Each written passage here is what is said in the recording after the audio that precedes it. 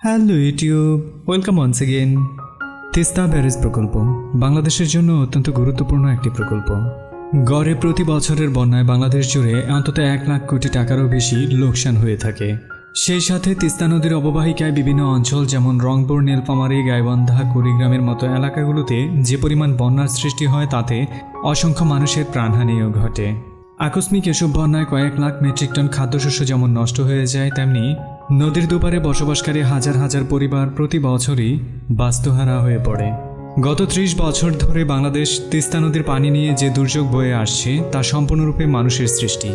বাংলাদেশের কথিত বন্ধু ভারতের এমন অসংখ্য অমানবিক আচরণের অন্যতম একটি হচ্ছে তিস্তার পানি বণ্টন না করা। ফলে ভরা মৌসুমে যখন পানির প্রয়োজন নেই তখন তিস্তা ব্যারেজের সবগুলো বাঁধ খুলে দিয়ে বাংলাদেশের অভ্যন্তরে সৃষ্টি করে কৃত্রিম বন্যার। ঠিক একইভাবে যখন শুষ্ক মৌসুমে পানির অতিরিক্ত প্রয়োজন হয়ে যায় তখন তা বাঁধ বন্ধ করে দিয়ে বাংলাদেশের উত্তর অঞ্চলকে রীতিমতো শুষ্ক মরুভূমিতে পরিণত করে তোলে। ভারতের এমন অমানবিক নির্যাতন থেকে মুক্তি দেওয়ার জন্য বাংলাদেশকে সহায়তা করতে এগিয়ে এসেছে চীনের সহায়তা বাংলাদেশ সরকার তৈরি করতে যাচ্ছে তিস্তা ব্যারেজ প্রকল্প। যে প্রকল্পটি পুরোপুরিভাবে সম্পন্ন করা গেলে ভারতের উপর পানির জন্য আর কোনোদিন নির্ভর হতে হবে না। তেমনি তিস্তা পারে বসবাসরত লক্ষ লক্ষ মানুষের কর্মসংস্থানের যোগান দেওয়া সম্ভব হবে এই প্রকল্পের মাধ্যমে। তিস্তার সঠিক পানি বণ্টন না করে ভারত বাংলাদেশের কী পরিমাণ ক্ষতি করে যাচ্ছে, প্রস্তাবিত চীনের সহায়তায় তিস্তা প্রকল্প সম্পন্ন হলে উত্তরবঙ্গের অর্থনীতি কিভাবে বদলে যাবে এবং কিভাবে প্রতি বছর অনাকাঙ্ক্ষিত বন্যা থেকে মানুষ রক্ষা পাবে, তার সবকিছুই উঠে আসবে আমাদের আজকের ভিডিওতে। জানতে চাইলে পুরো ভিডিওটি দেখুন অ্যান্ড ততক্ষণ পর্যন্ত আমাদের চ্যানেলটি সাবস্ক্রাইব করে নিয়ে নেন, বেল আইকন ক্লিক করে রাখুন যেন কোনোভাবেই পরবর্তী আপডেটগুলো মিস না হয়ে যায়। এনজয় করুন পুরো ভিডিওটি।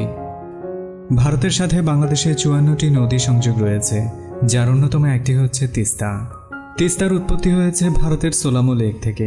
সোলামো লেক থেকে তিস্তা সিকিম এবং পশ্চিমবঙ্গের উপর দিয়ে প্রবাহিত হয়ে উত্তরবঙ্গের রংপুর জেলা দিয়ে বাংলাদেশে প্রবেশ করেছে। তিস্তা তার উৎপত্তিস্থল থেকে বাংলাদেশের ব্রহ্মপুত্রের মিলনস্থল পর্যন্ত তার দৈর্ঘ্য প্রায় 315 কিলোমিটার, যার মধ্যে বাংলাদেশ অংশে রয়েছে মাত্র 113 কিলোমিটার। বাংলাদেশ অংশের বিশাল আকারের 113 কিলোমিটার এলাকা জুড়েই সরকার তৈরি করতে যাচ্ছে তিস্তা প্রকল্প। প্রকল্পটির শুরু থেকে শেষ পর্যন্ত পুরো কাজটি সম্পাদন করবে বিশ্ববিখ্যাত চাইনিজ কোম্পানি পাওয়ার চায়না। পদ্মা সেতুতে নদী শাসনের কাজ করা চাইনিজ কোম্পানিটি হচ্ছে চীনা হাইড্রো কর্পোরেশন। সেই চীনা হাইড্রো কর্পোরেশন পাওয়ার চায়না কোম্পানির একটি সহযোগী প্রতিষ্ঠান মাত্র। চীন সহ বিশ্বের বিভিন্ন প্রান্তে এমন সব নদী শাসন প্রকল্পের কাজ করার বিশাল অভিজ্ঞতা রয়েছে এই কোম্পানিটির। এরই মধ্যে কোম্পানিটি নিজ খরচে প্রকল্পের সম্ভাব্যতা যাচাই সম্পন্ন করেছে এবং একটি নকশা প্রণয়ন করে সেটি সরকারের কাছে হস্তান্তর করেছে। প্রস্তাবিত নকশা অনুযায়ী প্রকল্পের পুরো কাজটি সম্পাদন করতে খরচ হবে প্রায় $1 বিলিয়ন। বিশাল আকারের এই অর্থ বাংলাদেশি টাকায় প্রায় 8,500 কোটি টাকা, যে টাকার পুরোটাই চীন সরকার বাংলাদেশকে ঋণ হিসেবে দিতে রাজি হয়েছে। বাংলাদেশের অভ্যন্তরে তিস্তার 113 কিলোমিটার দৈর্ঘ্যের মধ্যে মাত্র 102 কিলোমিটার এলাকা জুড়ে তৈরি হবে তিস্তা ব্যারেজ প্রকল্প। উল্লেখিত 102 কিলোমিটার এলাকাকে 3টি ভাগে বিভক্ত করে তৈরি করা হবে তিস্তা প্রকল্পটি, যার প্রথম অংশই হবে তিস্তা ব্যারেজ থেকে মহিপুর ব্রিজ পর্যন্ত। উল্লেখিত এই অংশটুকুর দৈর্ঘ্য 39 কিলোমিটার। পরবর্তীতে মহিপুর ব্রিজ থেকে কাউনিয়া ব্রিজ পর্যন্ত রয়েছে 24 কিলোমিটারের আরও একটি বিশাল অংশ, এবং তৃতীয় ধাপে সম্পন্ন করা হবে কাউনিয়া ব্রিজ থেকে ব্রহ্মপুত্রের মিলনস্থল পর্যন্ত 39 কিলোমিটার। বিশাল এই এলাকা জুড়ে তিস্তা কোথাও 5 কিলোমিটার চওড়া, কোথাও 2.5 কিলোমিটার, আবার কোথাও 1.5 কিলোমিটার। প্রস্তাবিত নকশা অনুযায়ী নদীর এই চওড়া অংশটুকুকে কমিয়ে 2.5 থেকে 3 কিলোমিটারের মধ্যে নিয়ে আসা হবে, অথবা কোথাও আরও কমও হতে পারে কিংবা একটু বেশিও হতে পারে। বিশাল এই নিয়ন্ত্রণের ফলে নদীর দুপাশে বিলীন হয়ে যাওয়া শত শত একর জমি পুনরুদ্ধার হবে। বর্তমান তিস্তার সবচেয়ে বড় সমস্যা হচ্ছে এলোমেলো স্রোতধারা। ফলে অতিরিক্ত বন্যার সময় নদীর বিভিন্ন অংশে ভাঙনের সৃষ্টি হয় এবং নদীর পাশের বাড়িঘর নদীতে বিলীন হয়ে যায়। যে সমস্যার নিরসনে তিস্তার বিভিন্ন অংশে গভীর আকারের খনন কাজ সম্পন্ন করা হবে এবং নদীর সবচেয়ে চওড়া অংশগুলোকে কমিয়ে 2.5 থেকে 3 কিলোমিটারের মধ্যে নির্ধারিত করা হবে। ফলে তিস্তার স্রোত নির্দিষ্ট একটি অংশ দিয়ে প্রবাহিত হবে এবং এলোমেলোভাবে নদীর ভাঙন রোধ পাবে এবং মানুষ তাদের বাড়িঘর রক্ষা করতে সক্ষম হবে। বর্তমান তিস্তা প্রকল্পের ডিজাইনটি এমনভাবে করা হয়েছে যে তার দুপাশ জুড়েই বড় আকারের সড়ক পথ তৈরি করা হবে।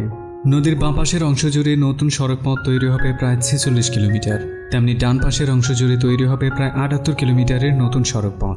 নতুন এসব সড়ক পথের সাথে পুরনো সড়ক পথগুলোকে আবারও নতুন করে সংস্কার করা হবে, যাতে নতুন মাত্রা পাবে উত্তরবঙ্গের যোগাযোগ ব্যবস্থা। তিস্তার জলপথ ধরেই যেন সব ধরনের জলযান চলাচল করতে পারে সেজন্য তৈরি করা হবে বেশ কিছু টার্মিনাল। একইভাবে নদীর স্রোতধারা যখন একটি নির্দিষ্ট চ্যানেল দিয়ে প্রবাহিত হবে তখন আর নতুন করে প্রতি বছর নদী খননের কোনো প্রয়োজন পড়বে না। নদী খনন করে তার স্রোতধারা বদলে দেওয়ার ফলে প্রায় 170 কিলোমিটারের মতো বিলীন হয়ে যাওয়া জমি পুনরুদ্ধার হবে। বাংলাদেশে প্রতি বছর তিস্তার পানিতে সৃষ্ট বন্যায় যে পরিমাণ ক্ষয়ক্ষতি হয় তা কাটিয়ে ওঠা বাংলাদেশের জন্য সত্যিই দুঃসাধ্য। সারা বাংলাদেশের খাদ্যশস্যের বড় একটি অংশের যোগানদাতা হচ্ছে উত্তরবঙ্গ। অনাকাঙ্ক্ষিতভাবে ভারতের ছেড়ে দেওয়া এসব পানিতে প্রতি বছর বাংলাদেশে যে পরিমাণ শস্য নষ্ট হয় তার অভাব পূরণ করার জন্য বাংলাদেশকে সেসব খাদ্য আমদানি করতে হয় ভারত থেকেই। ফলে ভারত বাংলাদেশে অতিরিক্ত পানি দিয়ে যেমন বিপদে ফেলে দিচ্ছে তেমনি সুযোগ বুঝে বাংলাদেশ থেকে ভালো মানের ব্যবসাও তৈরি করে নিচ্ছে। কিন্তু প্রস্তাবিত তিস্তা প্রকল্পটি যদি সম্পূর্ণ হয়ে যায় তবে ভারত সেই সুযোগগুলো আর পাচ্ছে না। তেমনি অতিরিক্ত পানির চাপ কিংবা প্রয়োজনীয় পানির জন্য বাংলাদেশকে ভারতের কাছে আর হাহাকার করার কোনো প্রয়োজন পড়বে না। বাংলাদেশের মাস্টারমাইন্ড এই প্রকল্পের কথা ভারত খুব ভালোভাবেই জেনেছে এবং সেই সাথে এটাও জেনেছে এই প্রকল্প তৈরি করতে যাচ্ছে চায়না। তাই ভারতের বিমাতা সুলভ কর্তারা একটু নড়ে চড়ে বসেছেন এবার। যার একটি বড় উদাহরণ হলো ভারতের পররাষ্ট্র সচিবের অনির্ধারিত এবং বিনা আমন্ত্রণে ঢাকা সফর।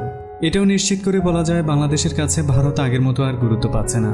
যার অন্যতম একটি উদাহরণ হচ্ছে বাংলাদেশে নিযুক্ত ভারতীয় হাইকমিশনার রিবা গাঙ্গুলি দাস গত 6 মাস ধরে প্রধানমন্ত্রীর সাথে দেখা করার অনুরোধ করেও দেখা পাচ্ছিলেন না। একই সাথে গত বছর বাংলাদেশের প্রধানমন্ত্রী শেখ হাসিনা বলেছিলেন পানির জন্য আমরা আর কারো কাছে যাব না, নিজেরাই নিজেদের পানির সমস্যা সমাধান করব। সেই সমাধানে যে তিস্তা প্রকল্প ছিল সেটা মোটামুটিভাবে নিশ্চিত করা যায়। একইভাবে তিস্তা প্রকল্প নিয়ে বাংলাদেশের সাথে ভারতের বিরোধ করার কোনো অপশন নেই, কারণ রীতিমতো ভারতই বাংলাদেশকে বাধ্য করেছে এমন প্রজেক্ট হাতে নেওয়ার জন্য। অন্যদিকে তিস্তা প্রজেক্ট সম্পন্ন হয়ে গেলে বাংলাদেশের আর্থসামাজিক উন্নয়নে যেমন বড় অবদান রাখবে তেমনি প্রতি বছর পুরো উত্তরবঙ্গ জুড়ে বন্যার অনাকাঙ্ক্ষিত সমস্যাগুলো আর হবে না। একই সাথে বন্যার কারণে সৃষ্ট খাদ্য সমস্যার সমাধানের জন্য বাংলাদেশকে যেমন ভারতের উপর নির্ভর হতে হতো সেই সমস্যাগুলো খুব সহজেই সমাধান হয়ে যাবে। তাই চীনের সহযোগিতায় তৈরি হতে যাওয়া তিস্তা প্রকল্পের বিরোধিতা করার মতো একজন মানুষও বাংলাদেশে খুঁজে পাওয়া যাবে না। তবে বিশেষজ্ঞদের মতে চীনের কাছ থেকে এমন বড় আকারের ঋণ নেওয়ার ক্ষেত্রে অনেক বেশি সাবধানতা অবলম্বন করতে হবে। বাংলাদেশ যেন চীনের কাছ থেকে নেওয়া ঋণগুলো সঠিক সময়ে পৌঁছে দিতে পারে সেসব দূরদর্শী চিন্তাভাবনা করেই ঋণগুলো হাতে নেওয়া উচিত বলে মনে করেন বিভিন্ন অর্থনীতিবিদ এবং পরিকল্পনাবিদরা। তিস্তা প্রকল্প নিয়ে আপনার যত কথা আছে লিখে ফেলুন কমেন্টস বক্সে। ভিডিওটি ভালো লাগলে অবশ্যই একটি লাইক দিন এবং অন্যদের জানানোর জন্য শেয়ার করুন। আপনার যে কোনো কথা আমাদের কাছে পৌঁছানোর জন্য ফেসবুক, টুইটার, ইনস্টাগ্রাম কিংবা আমাদের ওয়েবসাইট অথবা ইমেল আইডি যে কোনো মাধ্যমে আপনি কানেক্টেড হয়ে যেতে পারেন। এনজয় করুন পরের একটি ভিডিও। ততক্ষণ পর্যন্ত টাটা, বাই বাই।